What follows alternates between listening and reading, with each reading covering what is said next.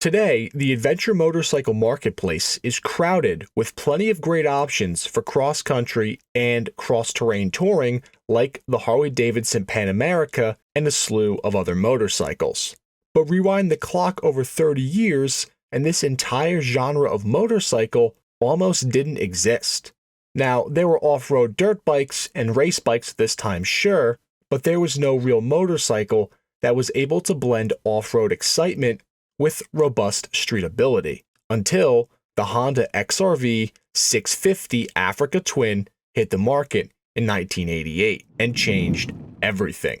The Honda Africa Twin really came out in the late 80s as a byproduct of the public's fascination with the rally bikes that were enduring the brutal trek across the desert in the infamous Dakar Rally. And Honda was no stranger to this rally, as in 1986 they introduced the NX750, which would see prolific use in the Dakar Rally over the next few years and prove itself as an extremely capable off-road bike. Honda knew that they needed to lean into the success and recognition of the Dakar-ready NX750s if they wanted to maximize the cool factor and impact for their new adventure bike when they launched it. So Honda took a ton of design and styling cues from the successful NX750 and repackaged them into the Africa Twin. From its racing-inspired livery to overall similar proportions upon release, just from a visual perspective alone, enthusiasts could not get enough of the new Honda Africa Twin. But if the looks were what piqued people's interest in the bike, then it would be the mechanicals that would make them pull the trigger on purchasing one. The twin part of the Africa Twin name comes from the engine fitted to this bike, which was a transversely mounted aluminum 647cc Honda V-twin. This liquid-cooled single overhead cam two-cylinder would be the workhorse for the Africa Twin, running at a 9.4:1 compression ratio with its unique 3-valve per-cylinder head design. This engine was able to make 57 horsepower at 8,000 RPM, while also putting out a fat torque curve that started low in the rev range to give this bike the ability to tackle tougher terrain at ease, even with less than full throttle. And even in the tougher terrains, the XRV650 had no issues putting the power down to the dirt because of its rally bike-inspired chassis and suspension design. Now, the XR650 didn't get a one-to-one copy of the NXR 750's frame and suspension, but there were a lot of similarities and carryovers from it that made it exceptionally capable, partially thanks to its set of Showa forks up front and its adjustable swing arm suspension in the rear.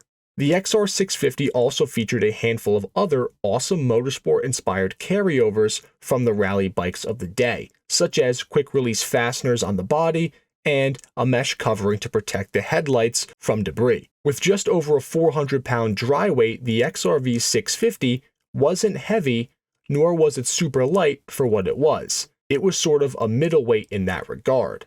But it wasn't top-heavy at all, and it was actually very easy to control and maneuver as needed. But if you had a long stretch of roadway that you wanted to open the XRV650 up on and run it up to a hair over 100 miles an hour. The XRV650, though, only lived in production for the 1988 and 1989 model years, because by 1990, that motor was now punched out to 742cc, which bumped overall peak power to 62 horsepower while still keeping that glorious low-end torque. The new XRV 750 Africa Twins were essentially just a refreshed and even more capable motorcycle than their 650cc brothers. And the 750cc variant enjoyed a longer production run, spanning until the final production year in 2000, which was their final hiatus until 2016, when Honda would bring back the Africa Twin name with the CRF 1000L after an overall market resurgence in demand for adventure bikes,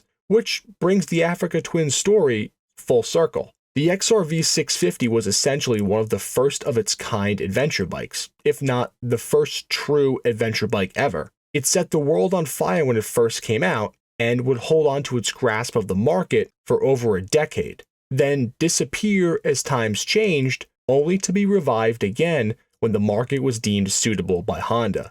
And even today, you are still able to purchase a brand new Africa Twin with 1100 cc's of Fury from Honda, which has to put a giant smile on the face of those who spearheaded the creation of the initial Africa Twin some 30 years ago. And that is the short story of the original Honda Africa Twin, the adventure bike that started a movement. If you enjoyed this video, we would greatly appreciate it if you could drop a like and also share this video with other enthusiasts. Also, please make sure that you are subscribed to the Rare Motorcycles YouTube channel and smash the notification bell for more documentary style videos just like this on the world's most interesting motorcycles. Until next time, enthusiasts.